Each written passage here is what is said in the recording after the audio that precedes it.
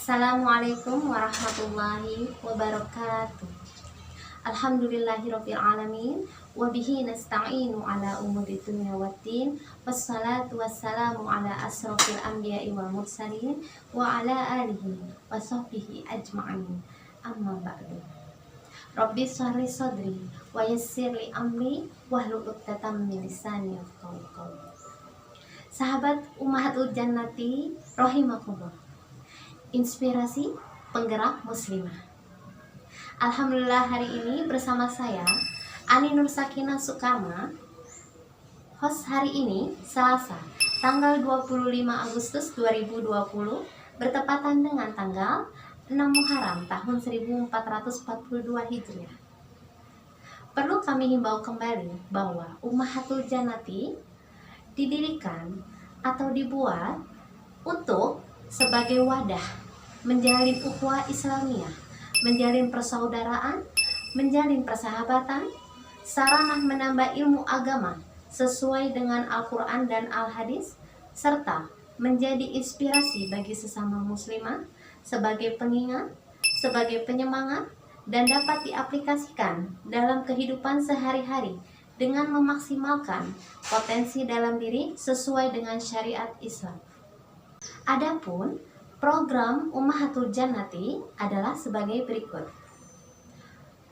pengingat duha, pengingat tahajud, quote of the day, ayat of the day, asmaul husna, muamalah halal di hari Ahad, kajian online bersama Ustazah Hasuna dan Ummu Naila membahas materi tahsin tilawati Al-Quran dan kitab Tarbiyatul Aulad.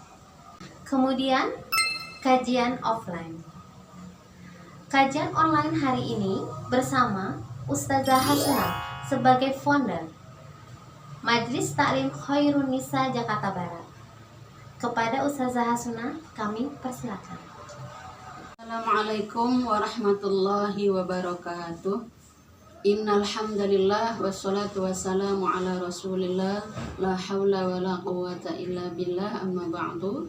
Yang saya hormati segenap para jamaah Ummahatul Jannati, mari sama-sama kita bersyukur kehadirat Allah Subhanahu wa taala. Dengan izinnya, alhamdulillah Allah berikan kita kemudahan untuk memulai acara pengajian online yang dilaksanakan oleh ibu-ibu jamaah Ummahatul Jannati. Mudah-mudahan istiqomah dan berjalan lancar dan kita mendapatkan keberkahan dari Allah Subhanahu wa taala.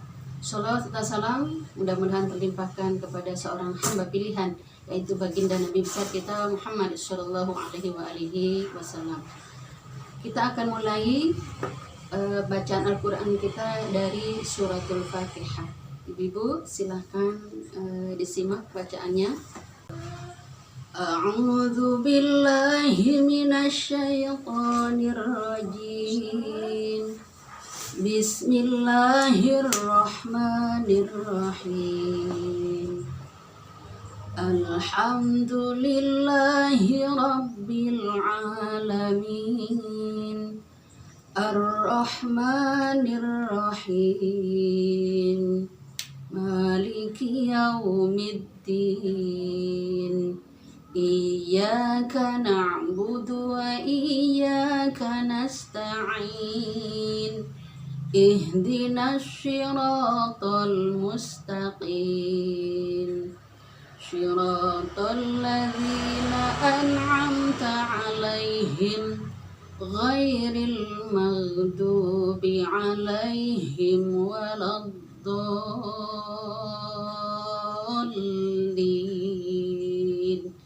Amin.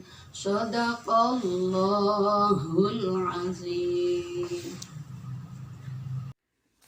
Dengan nama Allah yang Maha Pengasih, Maha Penyayang.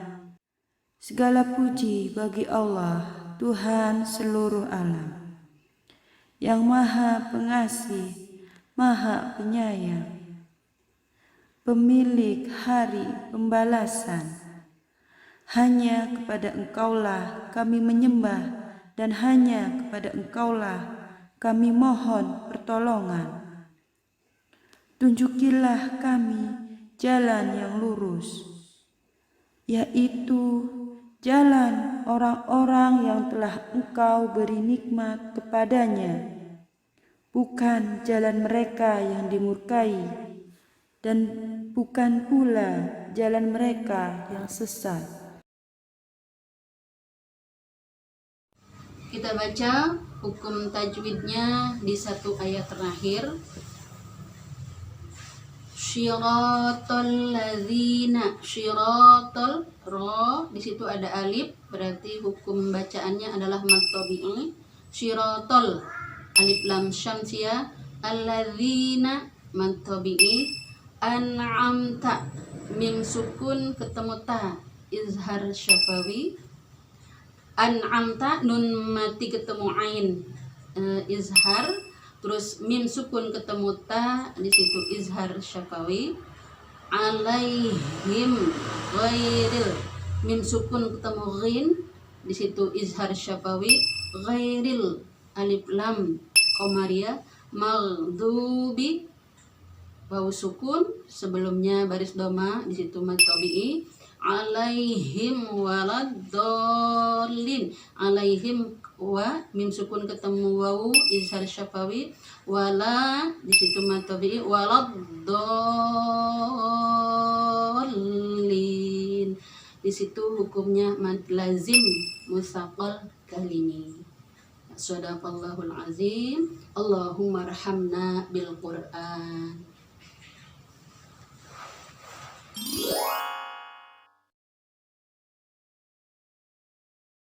Bismillahirrahmanirrahim. Bunda-bunda ummahatul jannati yang dirahmati Allah, kita lanjutkan pelajaran kita dengan kita membahas pelajaran tahsinul Quran. Semoga menjadi bekal buat kita untuk memperbaiki bacaan Al-Quran kita. Hukum mempelajari ilmu tajwid adalah fardu kifayah, yang jika ada sebagian orang yang sudah mempelajarinya, kita tidak terkena hukum dosa. Tapi ketika kita membaca Al-Quran dengan tajwid, itu hukumnya fardu ain, artinya kewajiban sendiri. Dengan begitu kita diperintahkan untuk mempelajari atau belajar ilmu tajwid. Kaidah-kaidah yang perlu kita perhatikan. Yang pertama yaitu sifat huruf. Yang kedua makharijul huruf. Yang ketiga hukum-hukum dalam bacaan. Nanti akan kita rinci satu persatu. Karena Allah pun telah menyampaikan di dalam Al-Quran, yaitu ayat 4 dalam surah Al-Muzammil. A'udzubillahi minasyaitonirrajim. Warattilil Qur'ana tartila. Bacalah Al-Quran itu dengan tartil. Karenanya penting sekali kita mempelajari ilmu tajwid. Kenapa demikian? Karena jika kita salah baca dalam Al-Quran, maka akan merusak semua, ya, akan merusak arti, walaupun itu hanya satu huruf. Berbeda dengan penulisan huruf Latin, gitu ya. Kalau huruf-huruf Al-Quran, jika kita salah membacanya, maka akan merusak arti. Misalkan di situ ada ayat yang kita suarakan, contoh misalnya innallaha la yukhliful mi'ad. Itu artinya sesungguhnya Allah tidak menyalahi janji. Tapi ketika kita membacanya salah, misalkan kita baca innallaha la yukhliful mi'ad, jauh beda artinya. Sesungguhnya Allah benar-benar menyalahi janji. Padahal nggak banyak salahnya, cuma satu penulisannya. Kalau di la yukhliful mi'ad, itu la-nya panjang, ada alifnya, artinya mad tabi'i. Tapi kita kalau misalkan dibacanya la yukhliful mi'ad, la-nya nggak panjang, itu merusak arti. Seperti itulah makanya kita harus tahu, harus belajar ilmu tajwid, karena tulisannya salah sudah merusak arti, tulisan dan bacaannya salah sudah merusak arti. Na'udzubillahi min dzalik. Oleh karena itu kita harus hati-hati juga dalam membaca, karenanya kita tadi suruh belajar ilmu tajwid. Mudah-mudahan ummahatul jannati yang dirahmati Allah, salah baca di dalam kita baca Al-Quran berpengaruh juga di dalam sholat, karena dalam sholat ada rukun yang kita harus membaca Al-Qur'annya dengan baik, yaitu Al-Fatihah. Kalau kita salah baca Al-Fatihah, maka sholat kita tidak sah, karena dia rukun di dalam sholat. Baca Al-Fatihah harus benar-benar benar, gitu ya. Nggak boleh alif diganti dengan ain misalkan, ha dengan ha, tasydidnya juga harus berapa tasydid dalam Al-Fatihah kita harus baca dengan baik, panjang pendeknya semuanya harus kita baca dengan baik dan benar, karena dia rukun di dalam sholat yang jika kita tidak membacanya dengan baik maka mengganggu, akan merusak kesahan sholat kita.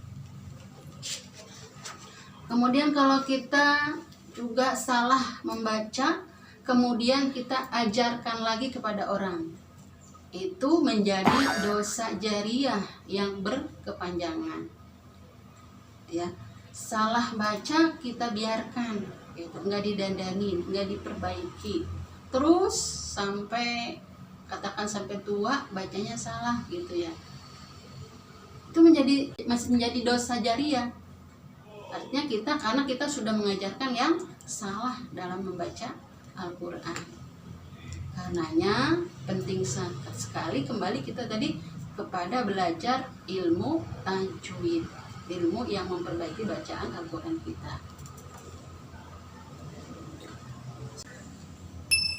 Yang selanjutnya, kenapa kita harus membaca Al-Quran dengan baik? Karena saat kita membaca Al-Quran artinya kita sedang berdialog kepada Allah, karena Al-Quran adalah kalamullah. Jadi kita seakan-akan sedang berdialog sedang berbicara kepada Allah. Karenanya bacaan kita harus benar-benar baik, benar gitu ya, karena kita sedang berdialog kepada Allah. Maka belajar membaca Al-Quran dengan baik dan benar juga merupakan bagian dari kecintaan kita kepada Allah dan Rasul-Nya. Karena Al-Quran diturunkan melalui malaikat Jibril kepada Rasulullah. Jadi secara langsung ketika kita membaca Al-Quran dengan baik dan benar, itu artinya kita sudah termasuk mencintai Allah dan Rasul-Nya. Jadi bukti cinta kita kepada Allah dan Rasul dengan kita memperbaiki dan membaca Al-Quran dengan baik dan benar. Sekian bahasan kita pada kesempatan ini. Mohon maaf apabila ada kekurangan. Akhir kalam, wassalamualaikum warahmatullahi wabarakatuh. Alhamdulillahirrabbilalamin. Kami haturkan jazakillah khair kepada Ustazah Hasunah yang telah memberikan materi kita pada hari ini. Semoga materi hari ini dapat bermanfaat dan memberikan barokah kepada kita semua. Amin. Amin Allahumma amin.